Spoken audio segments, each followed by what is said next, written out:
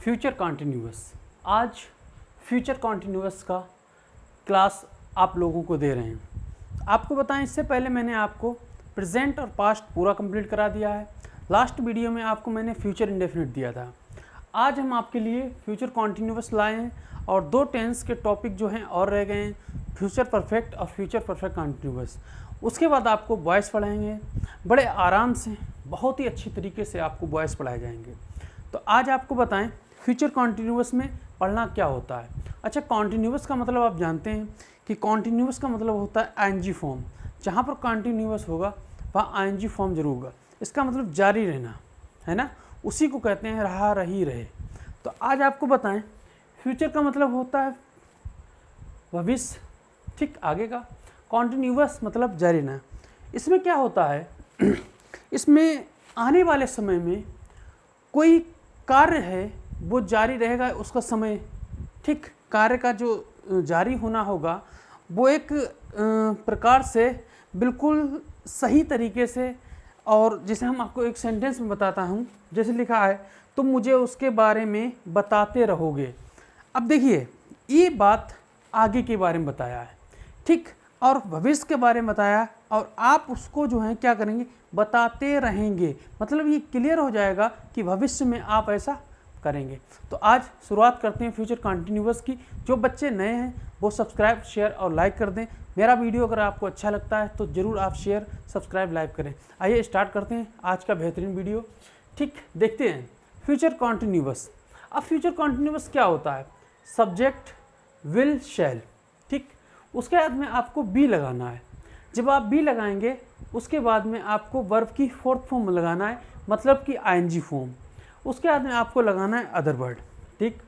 अब एक बात बताइए कि अभी तक किसी भी टेंस में, मतलब प्रेजेंट कॉन्टिन्यूअस में और पास्ट कॉन्टिन्यूअस में, कहीं पर हमने आपको वी प्लस आईएनजी फॉर्म नहीं लगवाई। जैसे आपको बताएं, ये जो विल और शैल, ये हमारी हेल्पिंग वर्ब नहीं बल्कि ये एक मॉडल वर्ब है। क्या है? मॉडल वर्ब है। फ्यूचर कोई टेंस नहीं होता है, मैंने आपको पहले ही बताया था। ये एक टाइम होता है और ये जो है आपको पढ़ना पड़ता है, ठीक। तो मैं आपको बताऊं कि मॉडल वर्ब या कोई भी ऐसी वर्ब आएगी जिसमें आपको बी, यहाँ आपको बताएं कि इसका यूज़, बी का यूज़ पैसिव वॉइस में भी होता है, तो इसको हम बाद में बताएंगे। आज समझते हैं, विल शैल होगा, वी होगा, ठीक। वी के बाद में आपको वर्ब की फोर्थ फॉर्म मिलेगी, अदर वर्ड मिलेगा। 6 हमने सूत्र, 6 फार्मूला, 6 स्ट्रक्चर आपके बोर्ड पे लिखे हैं, और उस स्ट्रक्चर का सेम वैसा ही सेंटेंस आपके बोर्ड पर लिखा है। अब हमको बनाना है, आपको समझाएं कि कैसे बनाना है, ठीक। देखिएगा, ये जो हमारा सेंटेंस है पहला, ये सेंटेंस पहला जो है ये आपका असर्टिव का है। किसका? असर्टिव का, अफर्मेटिव है। असर्टिव का अफर्मेटिव है, इसको हम पॉजिटिव भी कहते हैं, ठीक है। और ये हमारा जो है निगेटिव है। ये इंट्रोगेटिव, पता लग जाता है कि क्वेश्चन मार्क जहाँ लगता है इंट्रोगेटिव होता है। ओके, कोई बात नहीं। फिर ये भी हमारा इंट्रोगेटिव और निगेटिव है। ये WH का है, WH इंट्रोगेटिव, ये WH इंट्रोगेटिव निगेटिव है, ठीक।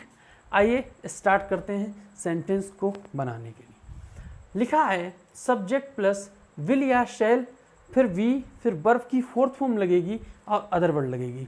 अब आपको बताएं, मैंने पिछले वीडियो में बताया था कि ये जो शैल जो है ना, ये शैल जब आपका सब्जेक्ट आई हो या आपका सब्जेक्ट वी हो, जब आपका सब्जेक्ट आई और वी हो तब आप किसका यूज़ करें? शैल का। अगर आपको नहीं करना है तो ना करें, आपका सेंटेंस कहीं नहीं गलत होगा, चाहे जहाँ तक आप पढ़ें। आइए बनाते हैं। तो लिखा है आए, मतलब कि मैं तुम्हारा इंतज़ार कर रहा हूँगा। तो आपको बताएं, यहाँ पर आई लिखा है, हमने लिख दिया। अब आई के साथ आप शैल लगाएंगे, बिल्कुल सही, लगाइए शैल। तो मैं मना नहीं करता हूँ, आप शैल लगाएं, आई शैल। अब देखिएगा, जब हमने यहाँ पर सब्जेक्ट आई लिखा और शैल लिखा, उसका हमको चाहिए बी, तो हम यहाँ पर बी लिखेंगे। फिर हमको चाहिए वर्ब की फोर्थ फॉर्म। तो आपको बताएं, वेट होता है वर्ब, मेन वर्ब की फर्स्ट फॉर्म, इसमें आईएनजी लगा देते हैं, हो जाएगा वेटिंग, वेटिंग, ठीक। जब वेटिंग हो गया, अब लिखा है तुम्हारा, वेटिंग यू, वेटिंग यू। आपका ये सेंटेंस बिल्कुल क्लियर हुआ।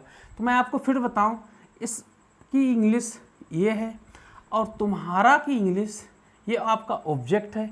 ऑब्जेक्ट जो है आपका वर्ब के बाद में आता है, तो यहाँ देखिए वर्ब के बाद में आपका ऑब्जेक्ट है, तो कोई दिक्कत नहीं है, सेंटेंस आपका बिल्कुल राइट है।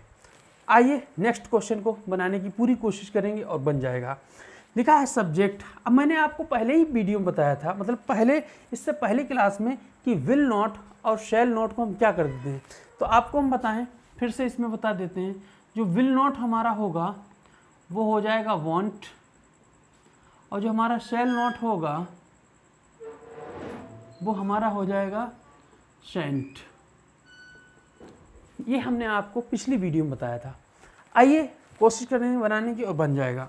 लिखा है सब्जेक्ट वांट या शेंट लगाइए, वी लगा के वर्ब की फोर्थ फॉर्म और अदर वर्ड लगा देते हैं। तो वे मैदान में क्रिकेट नहीं खेल रहे होंगे, तो हम वे की इंग्लिश लिखेंगे दे। अब दे के साथ लगाइए विल। अब देखिएगा नहीं लगाया, सॉरी, हम यहाँ पर लगाएंगे वांट, लगाएंगे वांट। ठीक, अब वांट को हमने लगा दिया है। अरे यही स्ट्रक्चर हम उधर देख रहे हैं। वांट लगा दिया या शेंट, तो वांट लगाने के बाद वी का यूज़ करना है, बिल्कुल वी का यूज़ करिएगा। वर्ब की फोर्थ फॉर्म लगाना है, प्ले में आप लगाइएगा एनजी को, बिल्कुल हो जाएगा प्लेइंग। जब हमने यहाँ पर प्लेइंग कर दिया है, अब आपको अदर वर्ड चाहिए। तो यहाँ कह रहा है मैदान में और क्रिकेट, तो आप बताइए प्लेइंग मतलब खेल रहे हैं, खेल क्या रहे हैं, मैदान खेल रहे हैं, क्रिकेट खेल रहे हैं, क्रिकेट खेल रहे हैं। तो हम क्या करेंगे, यहाँ पर क्रिकेट लिखेंगे। अब आपको प्लेस लिखना है कहाँ, मैदान में, तो हम यहाँ करेंगे in the field, in the field. ठीक, ये हमारा दूसरा क्वेश्चन क्लियर हुआ। आइए तीसरा क्वेश्चन देखते हैं।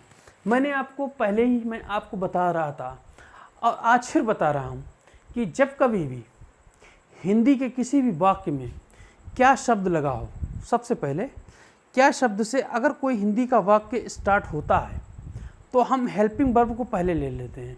तो विल और शैल ये हमारी मॉडल वर्ब है, रूप थोड़ा सा इसका होता है हेल्पिंग वर्ब में। मैंने आपको स्टार्ट में बताया था वर्ब के बारे में कुछ, तो वहाँ पर आपको बताया होगा। ठीक, तो हम क्या करते हैं, जब क्या शब्द से कोई भी वाक्य शुरू होता है, इंट्रोगेटिव कहते हैं, उसकी शुरुआत हेल्पिंग वर्ब से करते हैं। तो देखिए हम यहाँ पर विल या शैल को हेल्पिंग वर्ब या मॉडल वर्ब कह सकते हैं, लेकिन मॉडल वर्ब ही होता है, हेल्पिंग वर्ब नहीं। देखिए हम स्टार्ट करेंगे तो हम क्या करेंगे, विल इसलिए हम लगा रहे हैं, आपको बताएं कि आपका जो सब्जेक्ट है यू है। अब वो कहता है कि विल या शैल लगाने के बाद सब्जेक्ट लगाइए, तो बिल्कुल हम यहाँ पर सब्जेक्ट लगा देते हैं यू। फिर कहता है वी लगाइए, तो वी लगाया। अब वी लगाया तो वर्ब की फोर्थ फॉर्म चाहिए है, तो कह रहा है क्या तुम मुझे उसके बारे में बताते रहोगे। बताना कहते हैं टेल, लगाइए आईएनजी टेलिंग। कहता है उसके बारे में मुझे, तो टेलिंग मी। किसके बारे में, उसके, अबाउट, अबाउट, या तो आप हिम लगाएं या हर लगाएं। अब बताएं, हिम लगेगा आपका मेल के लिए, हर लगेगा फीमेल के लिए। फिर देखिएगा क्वेश्चन नंबर 4, आपका क्वेश्चन नंबर 3 जो है बिल्कुल क्लियर हो गया है। लास्ट में क्वेश्चन मार्क छूटा, वो भी क्लियर कर दिया। आइए 4 देखते हैं। कहता है वांट, मतलब कि ये होगा कोई भी सेंटेंस यदि आपका क्या शब्द से शुरू होता है और उस सेंटेंस के बीच में नहीं शब्द लगा होगा, मतलब निगेटिव दिखेगा, तो हम क्या करेंगे, हेल्पिंग वर्ब में ही नॉट को जोड़ दिया है। तो देखिएगा हमने वांट कर दिया है, या यहाँ पर हम वांट करें या शेंट करें, लेकिन हमको किसके अनुसार, सब्जेक्ट। तो हमारे पास सब्जेक्ट इस सेंटेंस में वह है, तो आराम से हम क्या करेंगे, वांट को लगा देंगे। अब वांट को क्यों लगाया है, क्योंकि यहाँ पर क्या वह इस समय खाना नहीं बना रही होगी, तो हम यहाँ पर वांट लिखा। वांट लिखने के बाद में हमने क्या किया, सब्जेक्ट को लिखा, तो शी इसलिए लिखा बना रही होगी। जब हमने सी लिख दिया तो उसके बाद हमको क्या चाहिए, वी, तो हमने वी लिखा। वर्ब की फोर्थ फॉर्म चाहिए, तो बनाना को हम प्रिपेयर कहते हैं, और इसी में हम लगा देते हैं आईएनजी, हो जाएगा प्रिपेयरिंग। जब प्रिपेयरिंग हो गया तो क्या बना रही है, खाना, फूड। अब फूड ये एफ बना हुआ है, फूड हो गया। अब क्या बता है, इस समय आप कहेंगे दिस टाइम, दिस टाइम। ठीक, आपका 4th नंबर जो है बिल्कुल करेक्ट हो चुका है आंसर। आगे बात करते हैं। देखिए, अब हम आपको बताएं, पिछली क्लास में आपको बताया था कि दुनिया का कोई भी वाक्य के अंदर, मतलब वाक्य के बीच में WH फैमिली का कोई भी शब्द अगर लगा है तो हम अंग्रेजी में बनाते समय WH का पहले बनाते हैं, उसके बाद में हम हेल्पिंग वर्ड तलाश करते हैं। आइए कोशिश करते हैं बनाने की। इस वाक्य के बीच में क्यों लगा है, तो हम WH के अनुसार हम क्या करेंगे, क्योंकि इंग्लिश जो होती है वाई, उसको हमने लिख दिया। जब हमने वाई लिख दिया तो हम सेंटेंस के सब्जेक्ट के अनुसार विल या शैल लगाएंगे। तो यहाँ कोई सब्जेक्ट है नहीं आपके पास, तो जब सब्जेक्ट नहीं होता है, वर्षा या कोई और बात होती, तो हम इट का प्रयोग करते हैं। और ऐसी जगहों पे इट या देयर का प्रयोग अलग होता है, इट का प्रयोग अलग होता है, लेकिन यहाँ पर वर्षा के लिए इट करेंगे, और जब हम आपको देयर और इट पढ़ाएंगे तो आपको अलग समझ में आएगा। तो हम यहाँ पर करेंगे वाई, फिर लगाएंगे विल। अब यहाँ पर सब्जेक्ट चाहिए तो हमारे पास इट है, वी लगाएंगे स्ट्रक्चर के अनुसार। वर्ब की 4th फॉर्म वर्षा होना, आप कर सकते हो यहाँ पर रैनिंग। जब रैनिंग कर दिया तो वहाँ के लिए देर लगाएंगे, और उसके बाद टुडे, आज को टुडे कर देंगे, और ये क्वेश्चन मार्क लिख जाए बिल्कुल से। अगर आपको दिख नहीं रहा होगा इस साइड में, देर के बाद में टुडे लगा हुआ। ठीक, आइए लास्ट क्वेश्चन देखते हैं। लास्ट क्वेश्चन कहता है WH लगा है, सेंटेंस के, हिंदी के सेंटेंस के बीच में नहीं लगा होगा, तब आपका यहाँ पर WH के बाद में वांट या सेंट लगा सकते हैं। तो देखिएगा यहाँ पर क्या शब्द भी लगा है और निगेटिव भी लगा है। तो यहाँ पर हम समझ गए हैं कि हमको क्या लगाना है, हमको लगाना है WH। तो वाट करेंगे क्या की इंग्लिश। जब हमने वाट कर दिया उसके बाद हम वांट या सेंट लगाएंगे। क्यों के लिए हम वांट को आराम से लगा सकते हैं। जब हमने यहाँ पर वांट कर दिया है तो वांट के बाद में हमको क्या चाहिए, सब्जेक्ट चाहिए। सब्जेक्ट हमारा तुम है तो यू हो जाएगा, यू हो जाएगा। यू के बाद में हम क्या करेंगे, हमको बी चाहिए तो बी लगाया। वर्ब की 4th फॉर्म चाहिए, वर्ब की 4th फॉर्म चाहिए, तो यहाँ पर जाना को गो कहते हैं, इसी में लगा दिया हमने ING, हो जाएगा गोइंग। और कहाँ जा रहे हो, दिल्ली, तो हम करेंगे गोइंग टू दिल्ली। और कब, कल, तो जो कल है फ्यूचर में वो टुमारो होता है। और आपका यहाँ पर सेंटेंस जो हैं 6 सेंटेंस हमने आपको जो है सॉल्व करा दिए हैं, कंप्लीट हो चुके हैं हमारे 6 सेंटेंस। बहुत आराम से, बहुत आसानी से, बहुत ही सावधानी से हमने आपको यहाँ पर सेंटेंस दिए हैं। अगर कोई मिस्टेक किसी अक्षर में, किसी मीनिंग के लेटर में अगर कुछ होती है तो आप उसको सही कर लें, क्योंकि एक ऐसा वीडियो हमारा था, मैंने कल परसों में शायद उसको देखा, तो उसमें एक पेशेंस धैर्य होता है, सब्र होता है, वहाँ पर पेशेंट हो गया था। तो मैं उसके लिए सॉरी शायद लिखा था, नहीं तो बोल देता हूँ। तो आप देखते रहिए, एक बार चेक कर लें, कोई दिक्कत हो आप उसको सही कर लें।